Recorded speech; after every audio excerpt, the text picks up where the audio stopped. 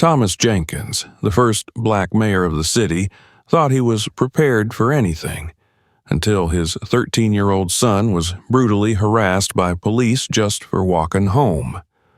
What happens next will leave you speechless as a fight for justice turns into a movement for change.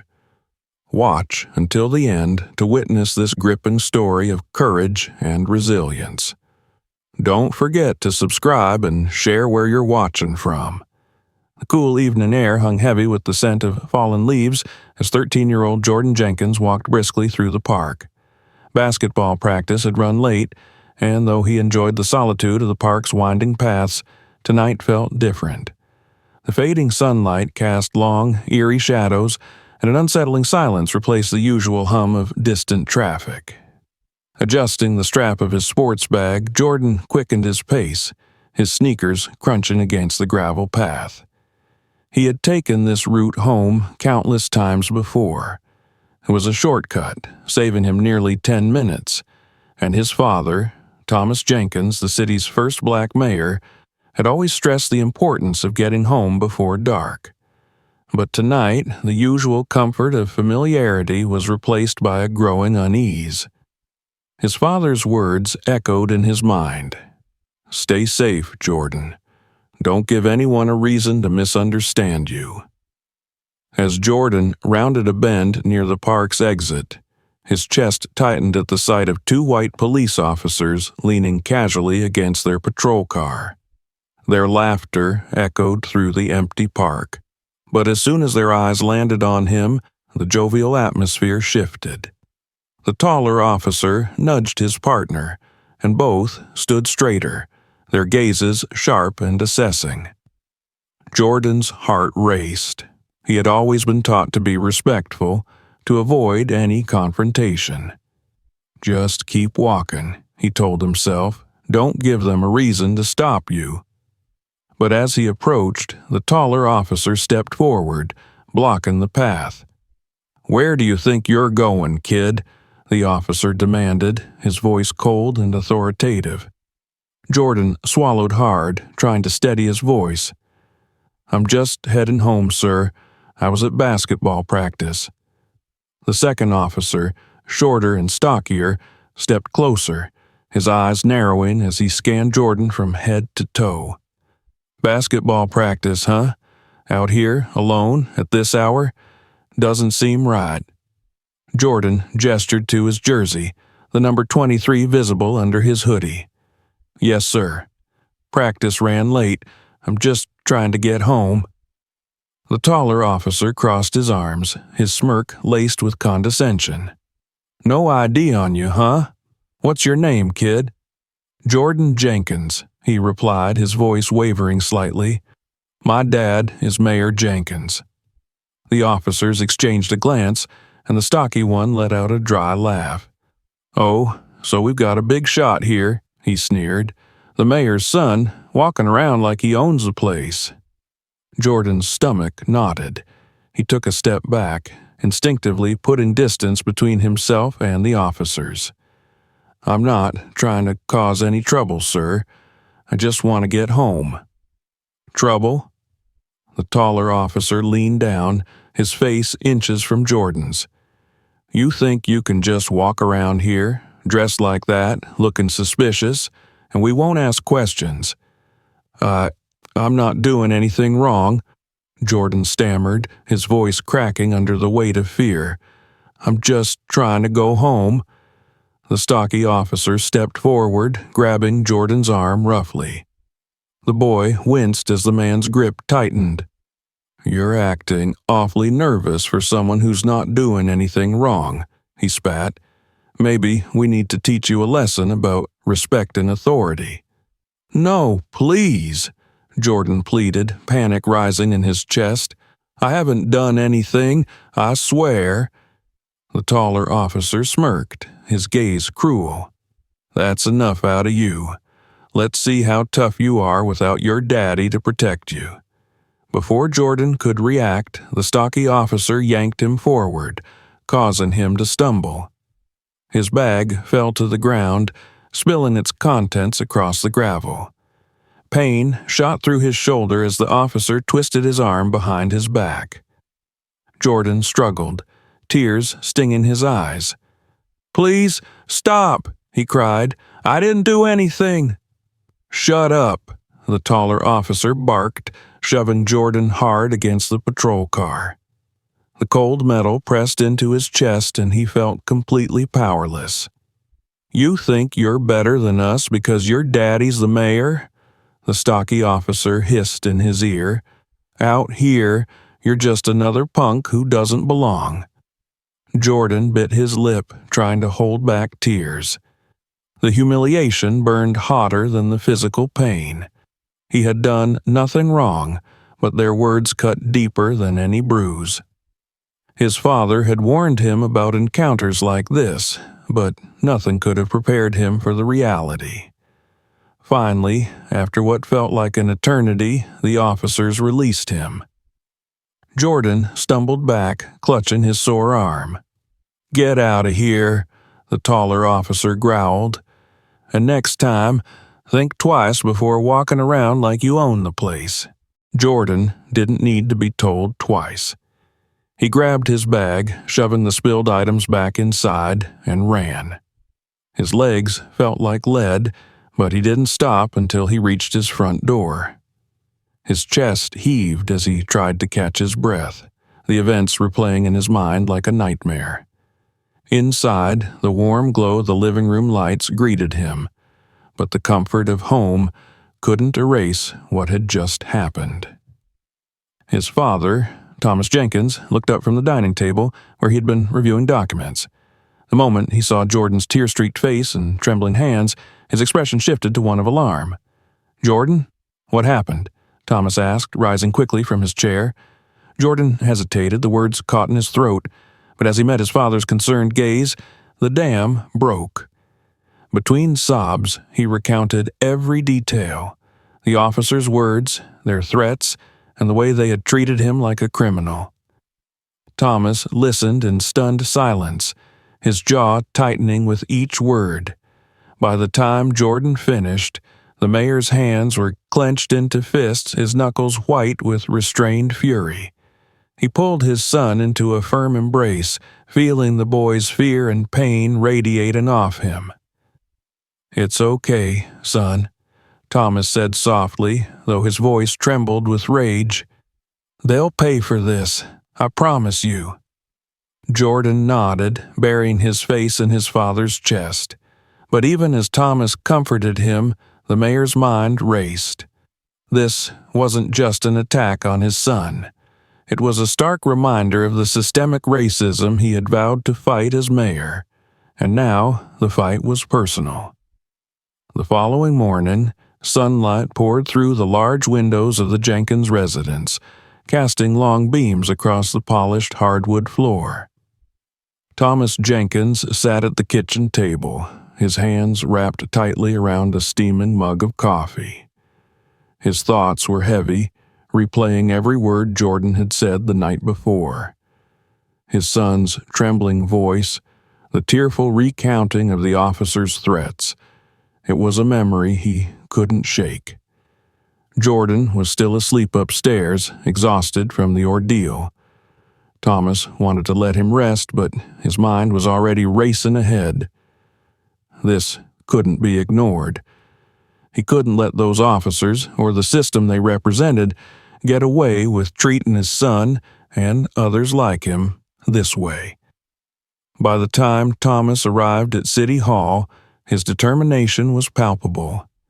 The weight of his responsibility as the first black mayor of the city bore down on him harder than ever before. He had fought so hard to earn this position, not just for himself, but for the entire community that saw him as a symbol of change. But what good was that change if his own son couldn't walk through a park without being humiliated and threatened? His assistant, Karen Lewis, greeted him at the door with a clipboard full of notes. She noticed his grim expression immediately.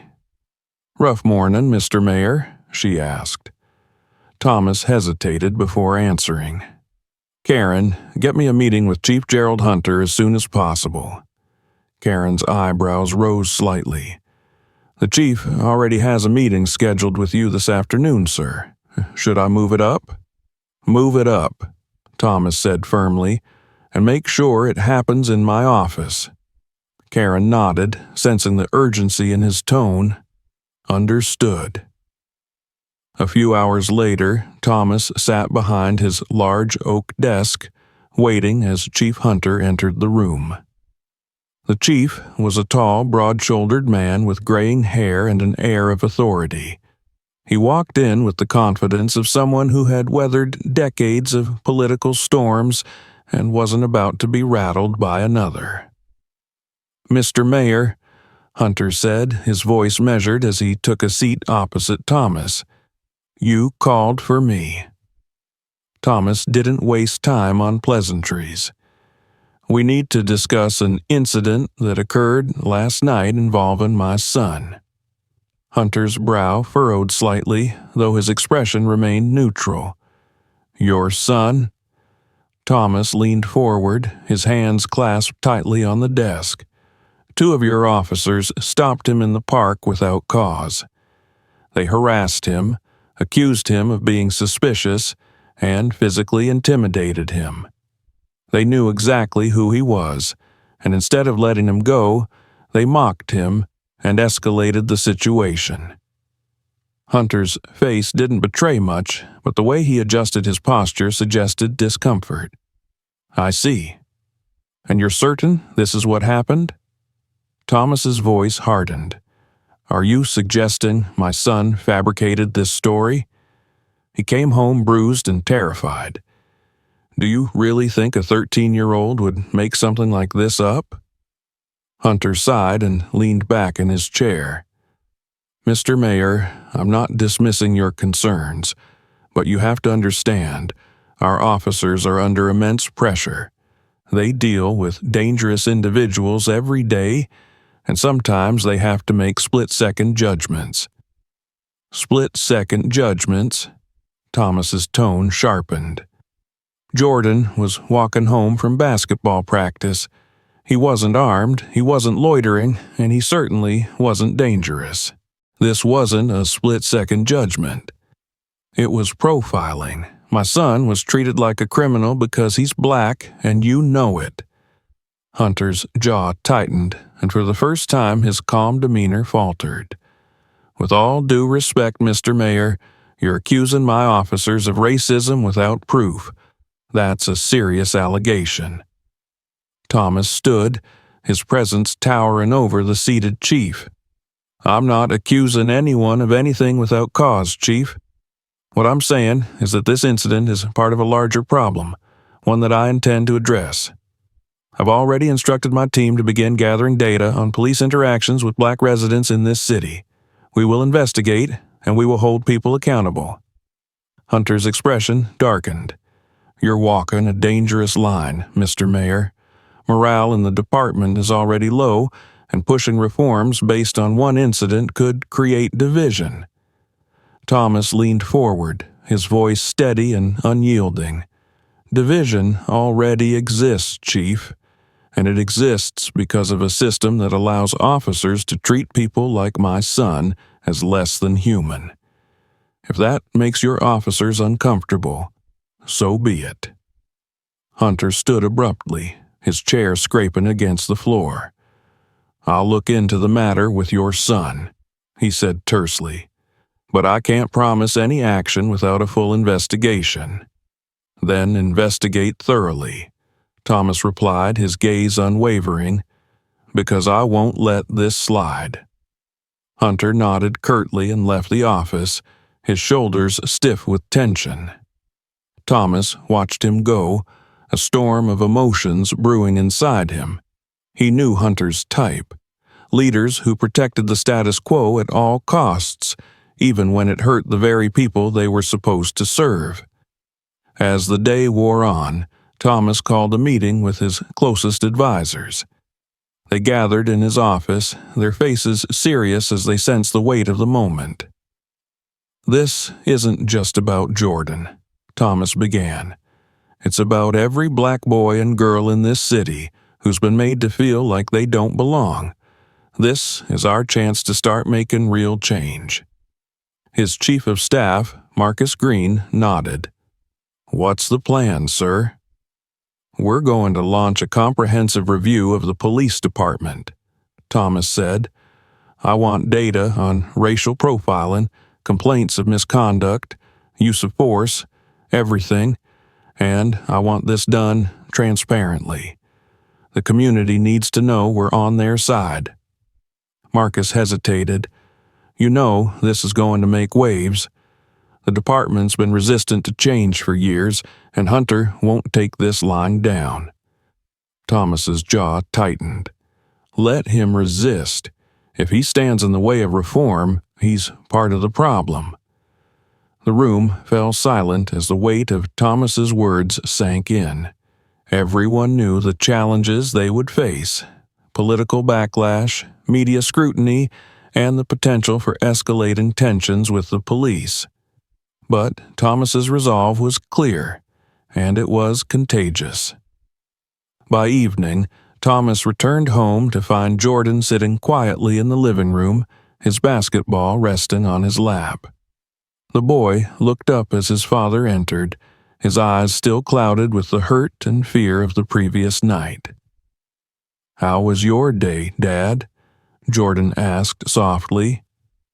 Thomas sat beside him, placing a comforting hand on his shoulder. "It was long, son, but I've started something today, something that's going to make things better. Not just for you, but for everyone." Jordan nodded, though his expression remained uncertain.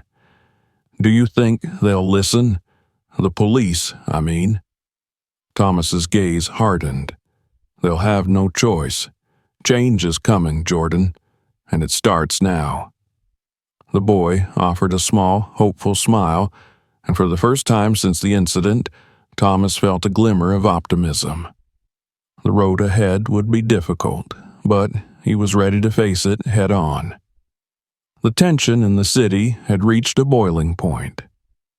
It had been 3 days since Mayor Thomas Jenkins publicly addressed the incident involving his son, Jordan, and the pushback from the police department was swift and sharp. Chief Gerald Hunter had issued a public statement the day before, downplaying the event as a misunderstanding and cautioning against rash judgments that could harm the morale of our brave officers. The words felt like a slap in the face to Thomas and everyone who had experienced similar mistreatment. The response from the community was equally visceral. Social media buzzed with outrage, and whispers of protests began to ripple through the city. By the afternoon, those whispers had turned into action. A crowd of protesters gathered outside City Hall, their voices rising in unison as they demanded accountability. The energy was electric, fueled by anger and determination. Signs reading "Justice for Jordan" and "Stop Police Racism" swayed in the air, a sea of voices united by shared frustration. People from all walks of life had come together, parents holding their children's hands, college students with bullhorns, and elderly residents who had seen decades of systemic oppression. Thomas stood in his office, gazing out the window at the growing crowd below. He felt a mixture of pride and apprehension. The sight of so many people standing in solidarity with his son and the cause of justice was heartening, but he also knew how quickly things could escalate. "Mr. Mayor," Marcus Green, his chief of staff, said from behind him, breaking his thoughts, "the press is asking if you'll address the protesters." Thomas turned, his expression firm. "I need to. They deserve to know that their voices are being heard." Marcus hesitated. "The police union is already calling this a witch hunt. If you speak out now, they'll accuse you of stirring up unrest." Thomas's jaw tightened. "They're already accusing me of that, but I won't let fear silence the truth. These people came here because they're tired of being ignored. I won't ignore them." Minutes later, Thomas stood on the steps of City Hall, facing the crowd. The chants quieted as he raised his hand, and the weight of 1,000 expectant eyes fell on him. "Thank you all for being here," Thomas began, his voice steady but tinged with emotion. "I wish I could say I'm surprised by what brought us together today, but I'm not. The incident involving my son, Jordan, is not an isolated event. It's a symptom of a larger problem, a problem that has persisted in our city for far too long." The crowd murmured in agreement, their anger simmering beneath the surface. "I am here as a father who had to comfort his son after he was humiliated and threatened for nothing more than walking home," Thomas continued. "But I'm also here as your mayor, and I promise you I will not let this be swept under the rug. We will hold those responsible accountable, and we will take the necessary steps to ensure this never happens again. Not to my son, not to anyone." Cheers erupted from the crowd, the sound echoing off the walls of the surrounding buildings. Thomas felt a surge of determination, but before he could say more, the sound of a megaphone interrupted him. "This is the police," a voice boomed. "This gathering is unauthorized. Disperse immediately." The crowd turned toward the line of police officers who had formed a barricade at the edge of the plaza. Their presence, dressed in riot gear, sent a clear and chilling message. The protesters didn't budge, their chants growing louder in defiance. Thomas felt his heart sink. He stepped down the stairs, making his way toward the line of officers. "What are you doing?" he demanded, addressing the lead officer. "These people are exercising their right to protest. There's no threat here." The officer's face was obscured by his helmet, but his stance remained rigid. "We're under orders to maintain control, Mr. Mayor. This protest is becoming a public safety concern." Thomas clenched his fists, his frustration boiling over. "The only threat to public safety here is the intimidation tactics being used by your officers. Stand down." The officer hesitated but didn't respond. The standoff was thick with tension, and Thomas could feel the weight of the moment pressing down on him. He turned back to the crowd, raising his hands. "Stay calm," he called out. "Do not give them an excuse to escalate this. We are here for justice, not chaos." The crowd quieted slightly, but their defiance remained clear. It was then that Thomas saw her, a young woman near the front of the crowd holding a sign that read, "I am Jordan too." Her name was Tasha, a community organizer and one of the first people to speak out about her own experiences with police harassment. She stepped forward, her voice ringing out loud and clear. "They want us to be afraid," Tasha shouted. "They want us to back down because they think they can scare us into silence. But we've been silent for too long. Not anymore." The crowd erupted into cheers, their unity stronger than ever. Thomas felt a swell of pride, but he also knew the situation was precarious. He glanced at the line of officers, their hands resting on batons and tear gas canisters. It wouldn't take much for things to spiral out of control. Just as the tension reached its peak, Marcus appeared at Thomas's side. "We've got a problem," he said quietly, his voice laced with urgency. "Chief Hunter just announced a press conference. He's calling the protest an act of aggression and accusing you of inciting unrest." Thomas's stomach dropped. He had expected resistance, but this was a blatant attempt to undermine his efforts and paint him as the villain. "When is the press conference?" "In 30 minutes, Marcus replied. "We need to respond." Thomas looked back at the crowd, then at the officers. His mind raced, calculating his next move. "I'll address it head on," he said finally, "but not from here. I need to show them that we're not just reacting. We're leading." The mayor turned back to the protesters. "Thank you for standing up today," he said, his voice carrying over the crowd. "Your courage is what drives this movement. Stay peaceful, stay strong, and know that I am with you." As he walked back into City Hall, Thomas felt the weight of responsibility settle heavier on his shoulders. The fight was far from over, and the stakes were higher than ever. Chief Hunter's press conference would be an attempt to discredit not just him, but the entire movement. But Thomas was determined to turn their lies into a platform for the truth. Inside his office, the team scrambled to prepare. Karen pulled up a live stream of Hunter's press conference, and Thomas listened as the chief's voice filled the room. "This city has always supported lawful protest," Hunter said, his tone dripping with condescension. "But what we're seeing today is far from lawful. This is a coordinated effort to vilify our officers and undermine the integrity of our department. We will not stand for it." Thomas's hands curled into fists. Hunter was twisting the narrative, painting the protesters as aggressors and himself as the victim. It was infuriating, but it wasn't surprising. "Get the cameras ready," Thomas said, his voice steady despite the storm brewing inside him. "It's time to set the record straight."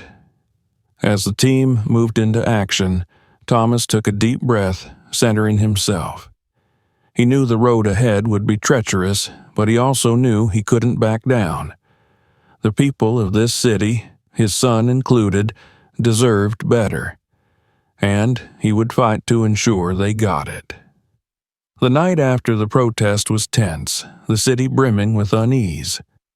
Thomas Jenkins sat in his home office, the weight of the day pressing down on him. His mind replayed the scene outside City Hall, the chants, the defiant faces, and the line of officers standing ready to escalate. It was a moment of clarity. His city was at a breaking point, and his leadership would either bridge the divide or deepen it. He looked up as Marcus Green entered, a tablet in his hand and a grim expression on his face. "Mr. Mayor, you need to see this," Marcus said, placing the tablet on the desk. The screen displayed a news article. The headline read, "Mayor Jenkins accused of stoking civil unrest amid police allegations." Thomas frowned and began reading. The article quoted Chief Hunter extensively, painting the protests as violent and dangerous while downplaying the officers' actions against Jordan. Hunter had called the movement a misguided crusade that was turning the public against those sworn to protect them. Thomas clenched his jaw, his anger simmering just below the surface. "This is exactly what I expected from him," he said. "Deflect and distort." "There's more," Marcus said, swiping to another article. This one was worse. It claimed that Thomas was exploiting his son's experience for political gain, using Jordan as a pawn to push a radical anti-police agenda. Thomas pushed the tablet away, his frustration spilling over. "They're trying to discredit us, Marcus, but we won't let them." Marcus nodded. "We have a chance to counter this narrative, but it has to be strong. The community is behind you, but the pressure is mounting. If we don't act decisively, Hunter's version of events could stick." Thomas leaned back, his mind racing. "We need to release the evidence we've gathered. The testimonies, the data, everything that shows this isn't just about Jordan. It's about a system that's failed countless people." Marcus hesitated. "Are you sure, sir? Once this goes public, there's no turning back. Hunter and his allies will fight tooth and nail to bury this." Thomas met Marcus's gaze, his resolve unshaken. "I'm sure. It's time we stop playing their game and make them answer for their actions." The next morning, Thomas arrived at City Hall to finalize the release. His office buzzed with activity as his team prepared the documents, videos, and community testimonies for publication. Journalists had been invited for a press conference that afternoon, where Thomas planned to lay everything bare.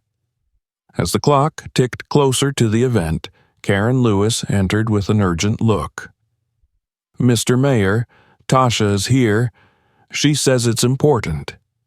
"Send her in," Thomas said, setting aside his notes. Tasha walked in, her face a mixture of determination and frustration. "Mr. Mayor, I've been hearing things. People are scared.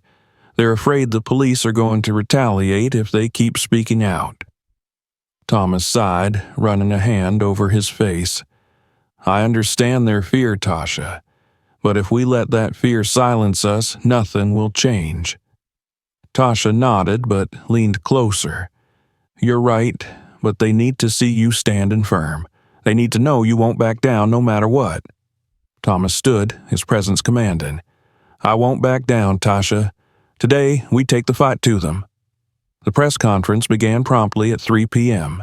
Reporters filled the room, their cameras and microphones aimed at the podium where Thomas stood. The atmosphere crackled with anticipation as he took the stage. "Good afternoon," Thomas began, his voice steady and resolute. "Over the past week, our city has been grappling with a painful truth. The incident involving my son, Jordan, is not an anomaly. It's a reflection of a system that has failed too many of our residents." He paused, letting the words settle before continuing. "Today, I am presenting evidence that paints a clear picture of systemic issues within our police department. These are not isolated incidents. They are patterns of racial profiling, excessive use of force, and the silencing of complaints."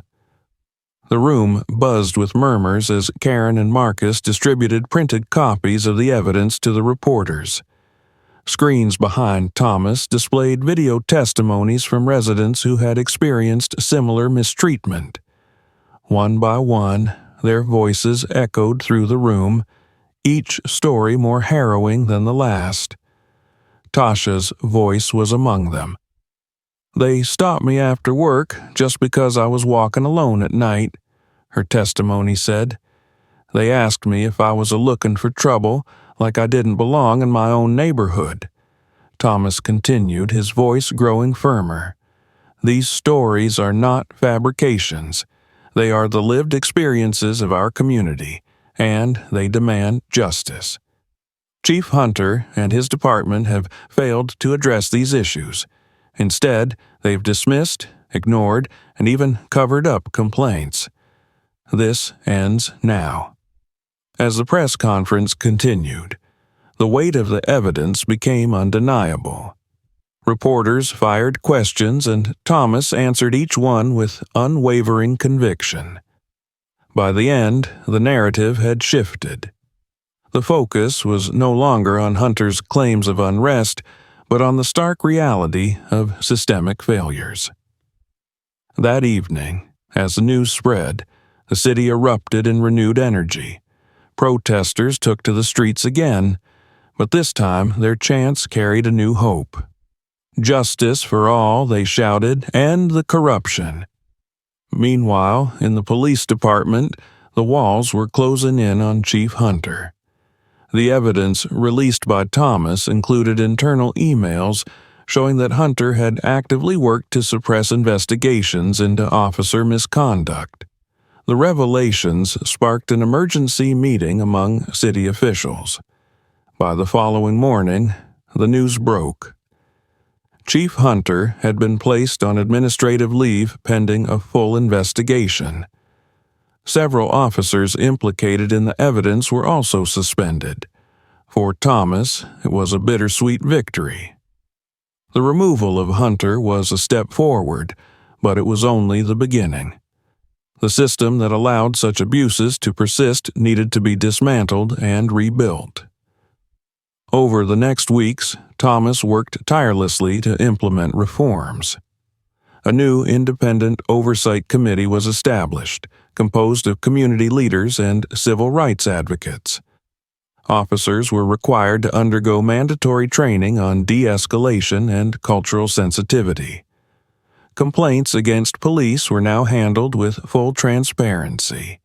Jordan watched his father's efforts with a mixture of pride and awe. One evening, as they walked together through the same park where the incident had occurred, Jordan spoke softly. "Do you think it'll really change, Dad?" Thomas looked down at his son, his heart swelling with both determination and hope. "It's already changing, Jordan, and it's because of people like you, people brave enough to speak out." As they continued their walk, the city around them felt different. Families laughed, children played, and the air carried a sense of renewal.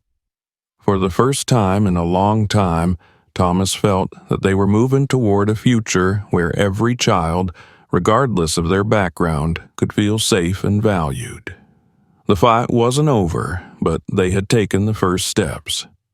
Together, as a community, they were proven that justice and unity could prevail.